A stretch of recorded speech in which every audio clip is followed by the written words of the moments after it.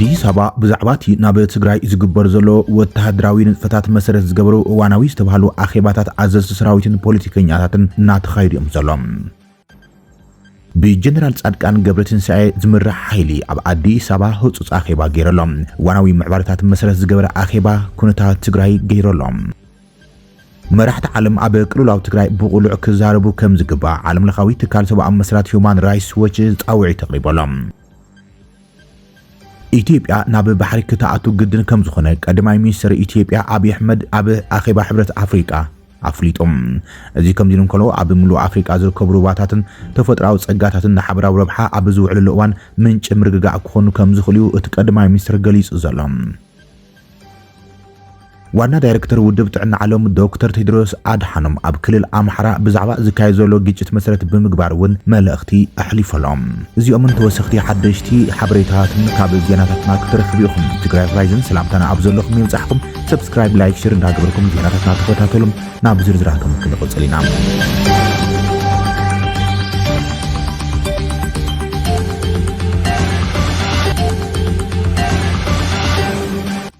አዲስ አበባ ብዛዕባቲ ናብ ትግራይ ዝግበር ዘሎ ወተሃደራዊ ንጥፈታት መሰረት ዝገብሮም ዋናዊ ዝተባሃሉ አኼባታት አዘዝቲ ሰራዊት ምክልኻልን ፖለቲከኛታት ትግራይን ከም ዝዳለወ ተገሊጸሎም ወሓት መንግስቲ ፌደራል ዳግም ሰራዊቱ ልኢኹ ይኸበና እዩ ዘሎ ኢሉ ኣብ ዝኸሰሰሉ እዋን ናብ ትግራይ ድማ ብሽም ጽምዶ ሰራዊት ኤርትራም ዳግም ከም ዝኣተወ ኣብ ዝግለጸሉ ዘሎ እዋን ወገን ፌደራል ነቲ ምዕባለ መሰረት ብምግባር ዋናዊ ሓበሬታትን መብርሂታትን ዝወሃበሉ አኼባታት ተዳልዩ ተባሂሎም እዚ ድማ ሎሚ ቅነ ብስፍሓት ናብ ዶባት ትግራይ ብዝተፈላለዩ አንፈታት ዝጽጋዕ ዘሎ ሰራዊት ምክልኻል አዘዝቱ ብፍሉይ ናብ አዲስ አበባ አኼባ ተጸዊዖም ከም ዘለው እዮም ፍልፍላት ዜና ሓቢሮም ዘሎም አሰላልፎም ምስ መንግስቲ ፌደራል ዝኾኑም ላዕለዎት ፖለቲከኛታትን ሰበስልጣናትን ከምውን አዘዝቲ ሰራዊትን ከምኒ በዓል አቶ ጌታቸው ረዳ ዶክተር አብርሃም በላይ ጀነራል ሳሙራ ዩኑስን ጀነራል ጻድቃን ገብረትንሳኤን ዝኣመሰሉ ድማ ኣብ አዲስ አበባ ነበርቲ ዝኾኑ ተጋሩም ብዛዕባቲ ምዕባለ ሓበሬታን መብርሂ ክቡ ከም ዝነገሮም ተገሊጾም ንቕንያቱ ኣብ መንጎ ህወሓትን መንግስቲ ፌደራል ከቢድ ዝኾነ ወጥሪ ተፈጢሩ ዝርከብ ኮይኖም ብኩሎም ወገናት ልዑል ወተሃደራዊ ምንቅስቃሳት ይግበሩ እዮም ዘሎም ንህወሓት ፋኖን ዝኣመሰሉ ዓመጽቲ ብምሕጋዝ መንግስቲ ኢትዮጵያ ዝኸሶ ዘሎ መንግስቲ ኤርትራም ሰራዊቱ ናብ ትግራይ ምእታው ከም ዝጀመረ ዘመላኽቱ ሓበሬታት ተማሊ ኣማስዮም ናብ ትግራይ ሆራይዘን መራኸቢ መልእኽታ በጽሕዋ ኢልና ጸብጺብና ኢና ፍልፍላት ሓበሬታ ከም ዝልዎ መንግስቲ ፌደራል ሰራዊት ምክልኻል ንዓለም ለኻያን ዶባት ንምሕላው ብዝብል ካብ ክልላት አምሓራን ኦሮሚያን ወፂኦም ናብ ዶባት ኢትዮ ኤርትራ ንምእታው ወሲኖም ናብ ወሰና ትግራይ ይግዕዝ ከም ዘሎ እዮም እቶም ካብ ትግራይ ብሓይሊ ህወሓት ተሰጊጎም ናብ ሓራ መሬትን አዲስ አበባን ዝወፁ ነበረ መሓደርትን ኣመራርሓ ሓይልታት ጸጥታን ዝነበሩ ድማ ዳግም ናብ ትግራይ ንምእታው ኦሪየንቴሽን ከም ዝተሃቦም ፍልፍላት ሓበሬታ አዲስ አበባ ገሊጾም ኣሎም ኩሎም ኣብ ወጥሪ ዝርከቡ ሓይልታት ህድኣት ክገብሩን ብመሰረት ስምምዕነት ፕሪቶሪያ ሰላማውን ፖለቲካውን ድርድር ክገብሩም ንዝቐርቡ ዘለው ጻውዒታት ቦታ ዝሃብዎ ኣይመስልን እዮም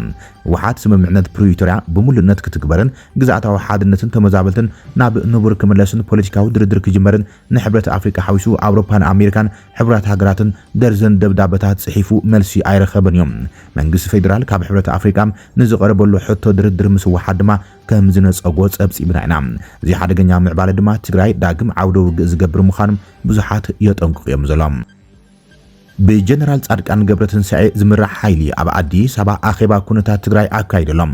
ነበር ኢታማዦር ሹም ሓይልታት ምክልኻል ኢትዮጵያን አባል ሴንትራል ኮማንድ TDF ነበርን ጀነራል ጻድቃን ገብረትንሳኤ ዝመርሖም ምንቅስቃስ ደለይቲ ለውጢ ትግራይ ሓደሽቲ ምዕባለታት ትግራይ መሰረት ዝገበረም አኼባ ሳሊጠሎም መድረኽ ምክክር ደለይቲ ለውጢ ትግራይ ኣብ ከተማ አዲስ አበባ ከም ሳለጥን እቲ መድረኽ ድማ ኣብ እዋናዊ ኩነታት መሰረት ብምግባር ምርዳእን ንምፍጣር ዝዓለመ ከም ዝኾነ ተገሊጹ ዘሎም እቲ ሰላም ንህዝብና ለውጢ ንመጻኢ ተስፋና ኣብ تحت زبل مري حساب زكاي زلو مدرخ بمتحبار منقسقاس دليت لوط تግራይን ممحدار ከተማ አዲስ አበባን استدالو يوم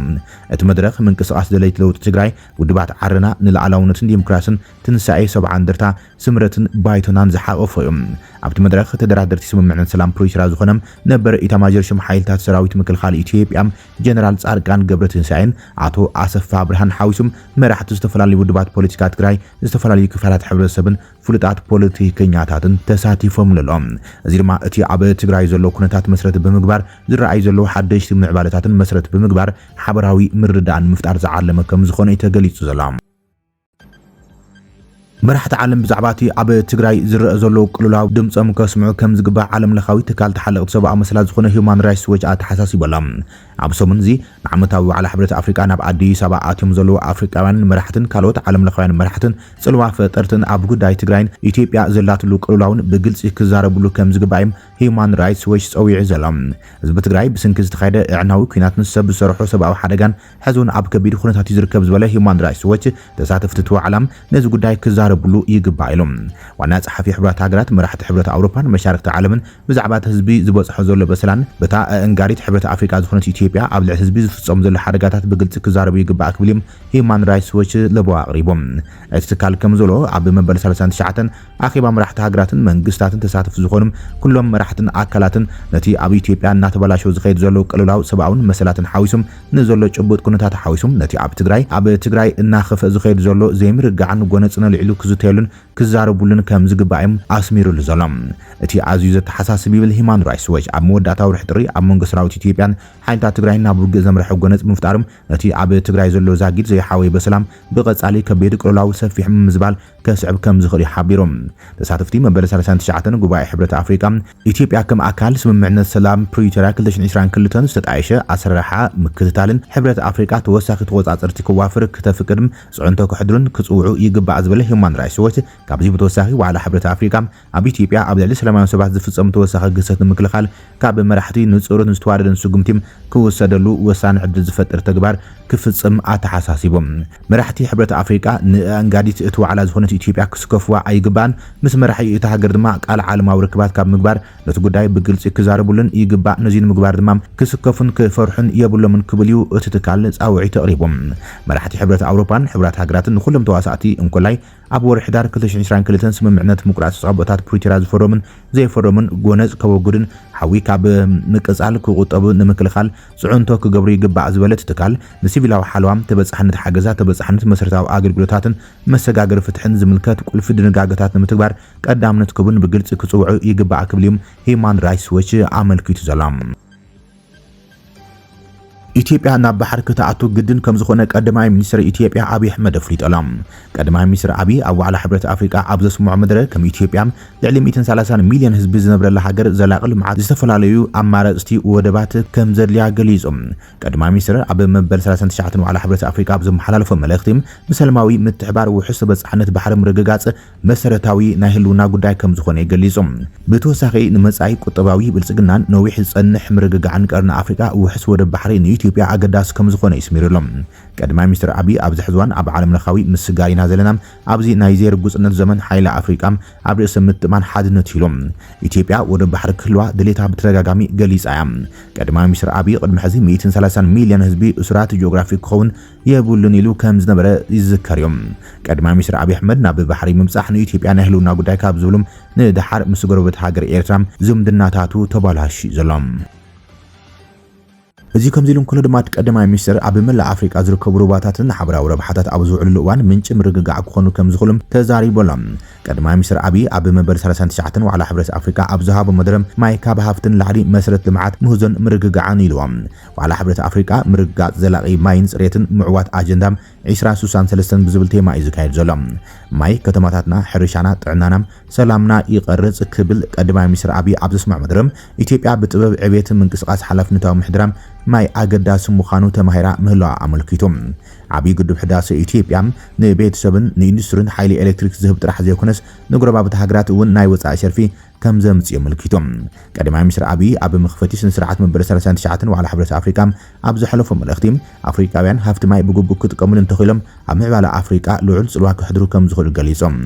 ኢትዮጵያ ኣብ መወዳእታ ዝሓለፈ ዓመት ዛዚማ ዘመረቐቶም ዓብይ ግድብ ሕዳሴ ኢትዮጵያ ልዕሊ 5000 ሜጋዋት ሓይሊ ኤሌክትሪክ ከም ዘምጽእ ተገሊጾም ግብጽን ሱዳንን ኢትዮጵያ ኣብ ሩባ ኣባይ ዝሃነጸቶ ዓብይ ግድብ ሕዳሴ ኢትዮጵያ ንሃገራት ምብራቃዊ ተፋስ ኣባይ ቋሚ ስጋት ከም ዘስዕብ ብተደጋጋሚ ገሊጸን እየን ኢትዮጵያ ኣብ ሩባ ኣባይ ህንጸት ካብ እትጅምረት ሒዛ ምስ ሱዳን ግብጽን ተጋጭያ ኢትዮጵያ ግብጽን ሱዳንን ዝሓለፉ 14 ዓመታት ኣብ ሩባ ኣባይ ስምምዕ ክገብሩ ክዘራረቡ እኳ እንተጸንሖም ክሳብ ሕዚ ግን ሰለስተ ሃገራት ዘዕግብ ኩሉ መዳዊ ስምምዕነት ኣይበጽሑን ዘሎም ዋና ዳይሬክተር ውድብ ጥዕና ዓለም ዶክተር ቴድሮስ አድሓኖም ኣብ ክልል ኣምሓራ ብዛዕባ ዝካየድ ዘሎ ግጭትን ዘስዕቦ ዘሎ ሰብኣዊ ቅልውላውን መሰረት ብምግባር መልእኽቲ ኣሕሊፎም ኣሎም ውድብ ጥዕና ዓለም ኣብ ክልል ኣምሓራ ግጭት ካብ ዝምር ጀሚሮም ስራሕተኛታት ጥዕና ብቅትለት ሓውሲ ብመጥቃዕቲ ዒላማ ከም ዝኾኑ ዝገልጹ ዘሰንብዱ ጸብጻባት ስክፍቱ ገሊጾም እቲ ግጭት ኣብ ክልል ኣምሓራ ካብ ዝምር ጀሚሮም ስራሕተኛ ጥዕና ዒላማ ይግበሩ ከም ዘለውን ማእሰርቲ መግረፍትን ቅትለትን ሓውሲ ዘሰንብዱ ጸብጻባት ከም ዝቀረበዮም ዋና ዳይሬክተር ውድብ ጥዕና ዓለም ዶክተር ቴድሮስ አድሓኖም ገሊጾም ዋና ዳይሬክተር ዶክተር ቴድሮስ አድሓኖም ኣብ ማሕበራዊ መራኸቢታቶም ኣብ ዝርግሕዎ ጽሑፎም ብ27 ጥሪ 2018 ዶክተር ጸጋሁን ስሜ ኣብ ከተማ ባህር ዳር በሓይልታት ጸጥታ ተጨውዩ ድሒሩ ድማ ሞይቱ ከም ዝተረኸበም ዶክተር ቴድሮስ አድሓኖም ኣዘኻኺሮም እቶም ዋና ዳይሬክተር ብስንኪ ኣብ ክልል ኣምሓራ ዝካየድ ዘሎ ውግም ሆስፒታላት ጉድኣት ከም ዝበጽሖምን ደገፍቲ ሰራሕተኛት እውን ህይወቶም ከም ዝሰኣኑ ኣመልኪቶም ኣሎም ምዕጻው ኢንተርኔትና ሓበሬታ ዓብይ እንቅፋት ኣብ ዝኾነሉ እዋን እዞም ፍጻሜታት ብዘይ ዋዕል ሕደር ብናጻ ኣካል ክምርመሩ ይግባእ ኢሎም ትካላት ጥዕናን ሰራሕተኛታት ጥዕናን ዒላማ መጥቃዕቲ ከም ዘይኾኑ እውን ኣስሚሮምሉ